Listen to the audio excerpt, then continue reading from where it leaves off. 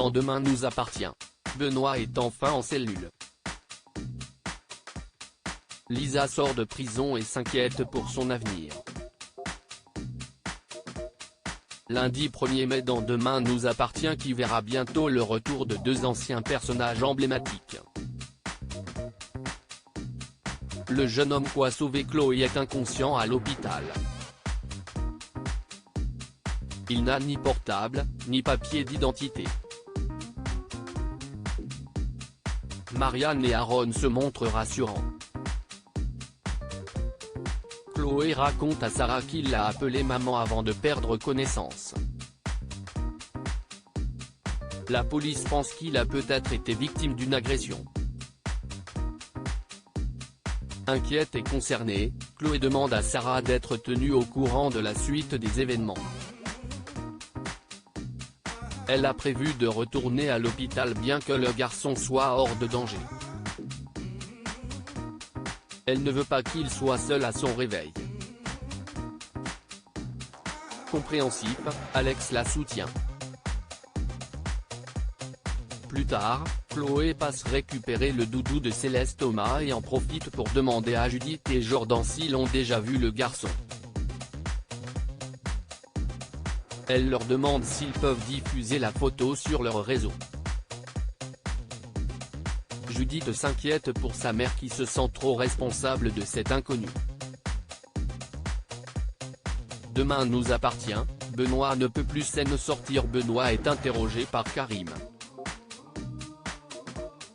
Il continue de nier qu'il est le monstre d'Argenteuil, ignorant que la police est au courant de son ADN chimérique. Les révélations de Karim le déstabilisent. Si est-il bien son sang qui a été retrouvé sur toutes les scènes de crime? Benoît devine que si est-il Victoire qui a tout compris et finit par tout avouer. Demain nous appartient, où se tiendra le mariage d'Audrey et Damien?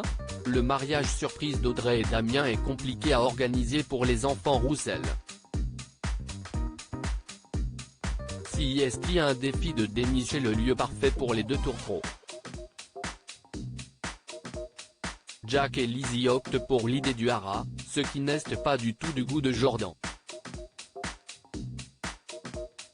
Alors que cette idée de mariage surprise ne déplaît pas à Audrey et Damien, ils sont tout de même un peu inquiets du comportement des enfants. Plus tard, au Spoon, Jordan dit à sa mère que Jack et Lizzie comptent organiser le mariage au hara. Cette nouvelle ne plaît pas du tout à Audrey. Jordan lui dit qu'il va trouver une solution. Au loin, Swasik écoute la conversation amusée. Une fois Audrey partie, elle discute avec Jordan et lui raconte avec émotion combien son mariage était féerique et se perd dans ses souvenirs. Finalement, elle lui conseille d'organiser un mariage simple sur la plage. Demain nous appartient, la police peine à trouver l'identité du jeune homme sauvé par Chloé. Karim rejoint Sarah pour enquêter sur l'identité de l'adolescent. L'appel à témoins n'a rien donné. Damien étudie les lieux où il a été retrouvé et pense qu'il serait tombé de la route et se serait trouvé coincé dans l'arbre. Des traces de gomme retrouvées sur la route indiqueraient qu'une voiture aurait pilé. Il aurait peut-être été renversé par un véhicule ou aurait pu sauter pour éviter un chauffard.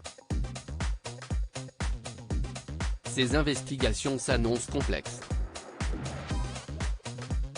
Nordine et Manon s'occupent de l'enquête d'entourage. Christelle Moreno se souvient que le vendredi, les lumières de son jardin se sont allumées brusquement. Elle est sortie et il lui a semblé avoir vu bouger quelque chose derrière une haie. Nordine et Manon demandent à voir les caméras de vidéosurveillance. En les visionnant, Georges confirme que quelqu'un s'est bien enfui dans le jardin des Moreno. Sarah reconnaît le jeune homme de l'hôpital. Il semble être poursuivi par quelqu'un. Georges se demande si le garçon n'aurait pas été renversé volontairement. Demain nous appartient, Lisa sort de prison et va voir ses collègues. Amel et Victoire attendent Lisa à la sortie de prison. Émue et épuisée, celle-ci les remercie de leur soutien et est soulagée que Benoît ait été arrêté. Mais elle sait qu'elle risque gros avec l'enquête interne qui se profile. Avant de rentrer chez elle, Lisa passe au commissariat voir ses collègues. Elle leur présente ses excuses d'avoir vrillé et découvre avec soulagement que toute l'équipe la soutient. Puis elle va voir Benoît en cellule. Le tête-à-tête est intense. Tu vas crever seul, lui lance-t-elle avant de tourner les talons. De retour à la maison, elle déprime à l'idée de perdre son job. Victoire se montre encourageante, mais Lisa est sûre qu'elle va être radiée de la police. Demain nous appartient, Chloé se fait agresser à l'hôpital. Chloé retourne à l'hôpital et surprend quelqu'un dans la chambre de l'adolescent. La personne la bouscule et prend la fuite. Après s'être assurée que le jeune homme allait bien, elle court après son agresseur, qui se cache dans un recoin de l'établissement. Chloé est-elle encore en danger?